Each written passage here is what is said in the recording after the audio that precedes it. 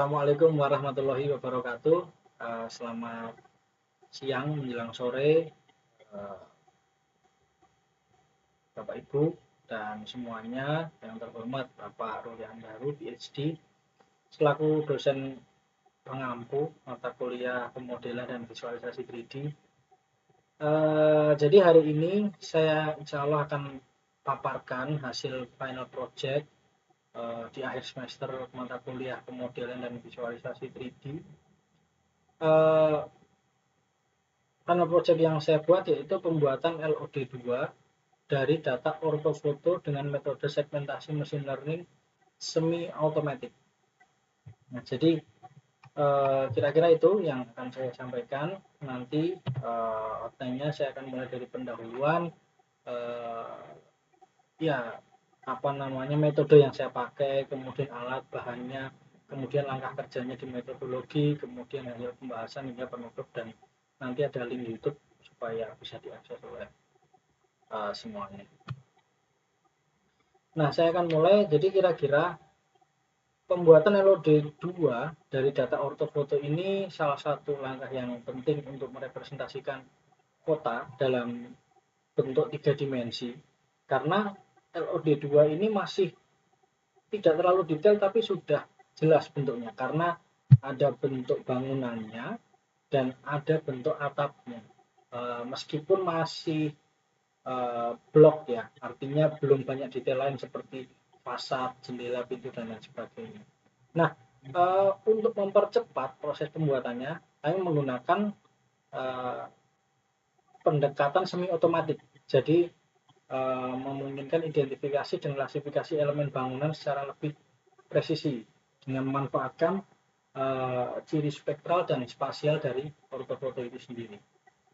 Nah, dengan kombinasi teknik segmentasi dan machine learning, proses pemodelan menjadi lebih sistematik. Jadi mengurangi ketergantungan pada digitasi manual, kan selama ini lebih banyak digitasi manual dulu, kemudian menggambar atapnya itu saya coba percepat dengan semi otomatis. Nah, data ortofoto itu adalah data dari foto udara, ya foto tegak, yang kira-kira kelebihannya sih resolusinya tinggi pasti, detail visualnya terbentuk semua, kemudian akurasi geometrik jika dilakukan oleh pihak yang tepat pasti akurasi geometriknya tinggi, biaya aksesibilitas lebih ekonomis, lebih efisien, dan sangat bisa mendukung proses semi otomatis. Untuk area luas juga efisien, kemudian visualisasinya lebih realistik, jadi tidak hanya titik tapi kita sudah mendapatkan warna real RGB dengan tetap memperhatikan resolusi dan akurasi. Nah, segmentasi di sini ada dua ya, jadi ada berbasis pixel sesuai nilai pixel, warna, intensitasnya, atau objek OBIA, Object Based Image Analysis. Jadi menggunakan kombinasi ciri spektral, spasial, dan tekstur untuk membuat segmen yang lebih informatif. Nah, metode-metode yang bisa dipakai yaitu ada watershed, mean shift, region growing, multi resolution, dan lain sebagainya. Nah, segmentasi ini dipakai awal, jadi sebelum kita masuk berbicara tentang 3D modeling, kita harus segmentasi dulu. Segmentasi ini maksudnya kita mau mensegmentasi bangunannya, objeknya. Nah, jadi yang selama ini juga mensegmentasi bisa aja manual, sampai saat ini pun manual juga masih bisa dilakukan dan banyak, tapi kita coba dekati dengan segmentasi semi otomatis. Nah, setelah segmen bangunan teridentifikasi dengan benar, maka informasi geometri dari objek tersebut seperti bentuk atap, ukuran, area, orientasi, arah, sudut atap itu bisa kita bentuk, bisa kita cari. Nah, pertama kita mensegmentasi bangunan. Nah, ketika kita berbicara semi otomatis pasti ada hubungannya dengan machine learning, karena kita akan memberitahu mesin atau memberitahu komputer untuk melakukan apa yang kita inginkan. Jadi kita memberi input, kemudian kita memberikan data training latihan, terus komputer akan mempelajari polanya. Nah, pola itu dipakai untuk memprediksi dan membuat hasil. Nah, nanti di akhir tetap harus kita evaluasi. Dalam hal ini, dalam pekerjaan final project ini kita pakai random forest. Jadi berbasis pengambilan keputusan yang bertingkat, bertahap untuk menghasilkan satu output yang mana objek ini A atau bukan, begitu. Jadi nanti dia masuk ke objek A, ke klasifikasi. Nah, kira-kira sih prosesnya mulai dari input, preprocessing input, kemudian pembuatan dataset, kemudian training model. Nah, ini dilakukan oleh pure manusia. Jadi memberikan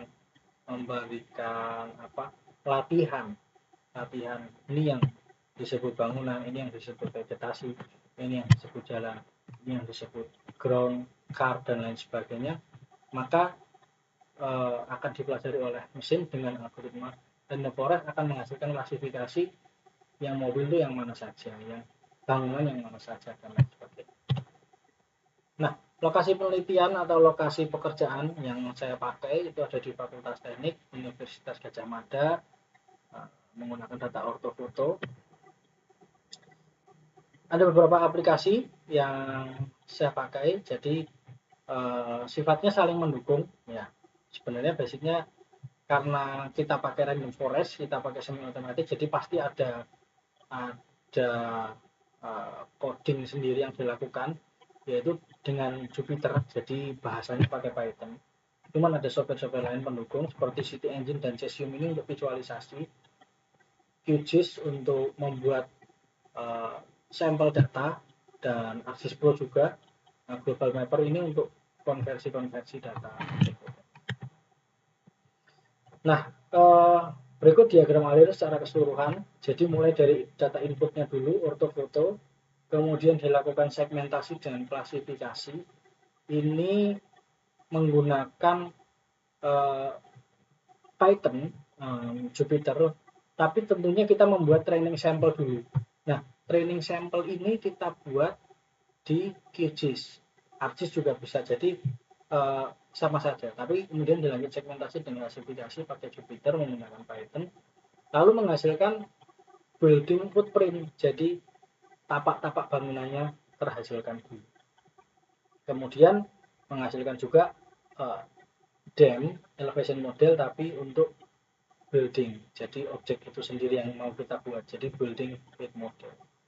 Nah, kemudian lanjutkan pembuatan aspek untuk mengetahui arahnya, kemudian mengubah raster ke poligon karena hasil klasifikasi tadi raster. Kemudian clip union untuk roof structure-nya nanti akan saya jelaskan lebih detail.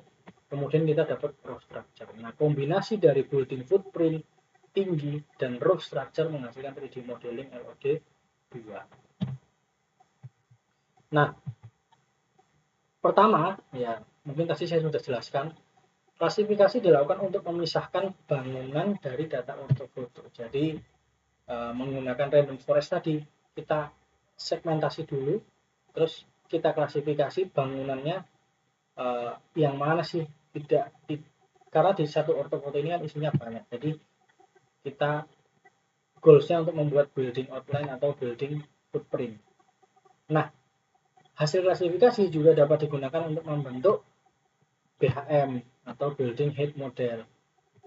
Building height model itu basicnya seperti DEM tapi sesuai tinggi bangunannya saja untuk melakukan extrude footprint. Jadi bangunan itu akan kita naikkan setinggi berapa sesuai tinggi realnya di lapangan. Nah, itu menjadi LOD1, jadi hanya tapak bangunan kotak yang dinaikkan. Nah, dilanjut pembuatan aspek. Aspek ini untuk mendeteksi roof struktur pada bangunan, termasuk arahnya. Nah, setelah dapat roof struktur, baru dibuat modeling 3D LOD 2 menggunakan script Python yang dijalankan di Jupyter. Nah, terakhir saya coba visualisasikan di Cesium dengan bantuan City Engine dalam mengonversi data OBJ menjadi KML. Dan posisi dari model diatur pada global mapper. Jadi kira-kira seperti itu pelaksanaan. Nah, dalam pembentukan building outline, pertama kita klasifikasi terlebih dahulu menggunakan machine learning, metode random forest. Nah, butuh training data. Training datanya apa? Seperti labeling polygon, building, ground, vegetasi, dan lain sebagainya. Sebanyak apa yang mau kita butuhkan. SHP itu yang nanti dipakai sistem atau mesin untuk mempelajari dan melakukan klasifikasi. Setelah itu kita membuat model elevasi. Nah, ini salah satu contoh hasil. Sebenarnya ini hasil evaluasi ya. Model klasifikasi yang kita buat ini sudah baik, sesuai atau belum. Ini dasarnya dari pustaka scikit-learn di Python. Jadi yang 0 itu bangunan, 01 itu ground, 10 itu ground, 2 itu vegetasi. Nah, mungkin sekilas bisa kita lihat bahwa dari sisi precision, F1 score, recall itu bagus di 00. Jadi bangunan, artinya model bangunannya ini ketepatan prediksi modelnya juga bagus. Kemudian berapa banyak data dari kelas tertentu yang berhasil dikenali model ini juga cukup bagus. Keseimbangan antara precision dan recall ini juga semakin baik, khususnya di bangunan. Kalau yang lain masih belum terlalu baik metode yang kita pakai. Nah, ini hasil building outline-nya. Jadi setelah dapat building outline, kita harus dirapikan supaya lebih halus, pastinya di ArcGIS atau ArcMap atau QGIS juga. Nah, pertama dalam pembentukan roof structure ini kita perlu menghitung aspek. Aspek ini intinya seperti yang saya sampaikan tadi untuk menghasilkan arah kemiringan dari objek head model yang telah dibentuk dari ortofoto. Perhitungan aspek dilakukan pada seluruh data OHM atau hasil dari klasifikasi yang telah dilakukan untuk memisahkan bangunan dan objek lainnya di atas permukaan. Nah, kemudian dilanjut masking aspek dilakukan untuk memotong aspek agar hanya di bagian bangunannya saja. Oleh karena itu diperlukan building outline yang sudah rapi dari hasil klasifikasi sebelumnya. Kemudian masih di ranah pembentukan roof structure, setelah aspek tadi, klasifikasi berdasarkan aspek untuk memperoleh bentuk dari atap bangunan yang sesuai, ini baru kita lakukan. Ini semua kita lakukan dengan Python. Jadi ketika ini model sudah bagus, algoritma sudah bagus, bisa diterapkan untuk objek-objek lain juga. Nah, setelah roof structure terbentuk, kemudian OHM terbentuk, DTM ada. Nah, OHM, DTM ini kan nanti akan mendapatkan tinggi bangunannya. Nah, dataset yang ada di DTM dan OHM ini diambil untuk data ketinggian dari model yang akan dibentuk. Ditambah dengan tapak bangunan, ditambah dengan roof structure, maka akan menghasilkan bangunan 3D model LOD 2. Nah, ekstrusi tiap poligon menjadi mesh 3D ini dilakukan untuk memberikan ketinggian ke bentuk 3D yang sesuai. Jadi nilai tingginya itu juga sesuai dari tadi DTM dan BHM tadi. Nah, atap akan diambil dari informasi roof structure yang sudah diinput, yang sudah dibentuk sebelumnya. Kira-kira ini hasilnya. Jadi ini sebagian bangunan besar yang ada di Fakultas Teknik. Jadi hasilnya itu kita awalnya berformat OBJ sehingga diperlukan platform untuk mengkonversi data menjadi format yang mendukung platform visualisasi menggunakan Cesium, karena visualisasi dengan Cesium ini sangat memudahkan dan bisa web based ya. Nah, salah satunya kita bisa pakai City Engine untuk melakukan konversi tersebut.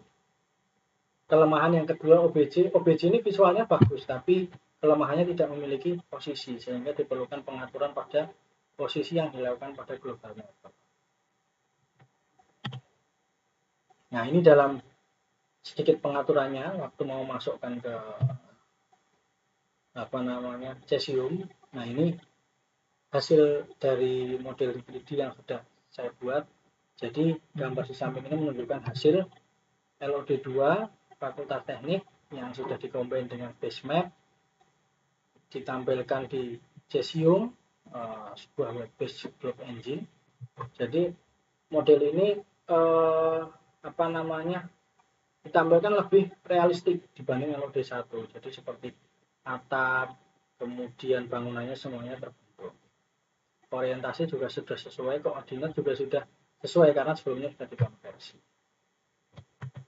Nah, kira-kira itu. Jadi ini sedikit pembahasan bahwa metode ini sebenarnya cocok untuk diaplikasikan meskipun masih perlu diulik lagi seperti klasifikasinya, kemudian nilai-nilainya.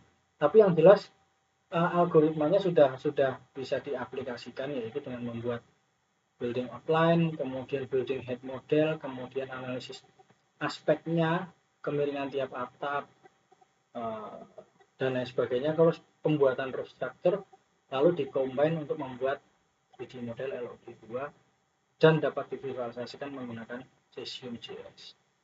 Ya, ini cuplikan hasilnya. Kira-kira itu yang bisa saya sampaikan.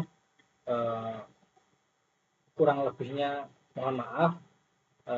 Ini yang sudah saya buat untuk Kanva Project ini. Terima kasih atas kesempatannya Bapak Roli Andaru, PhD, dan rekan-rekan semua. Terima kasih. Wassalamualaikum warahmatullahi wabarakatuh.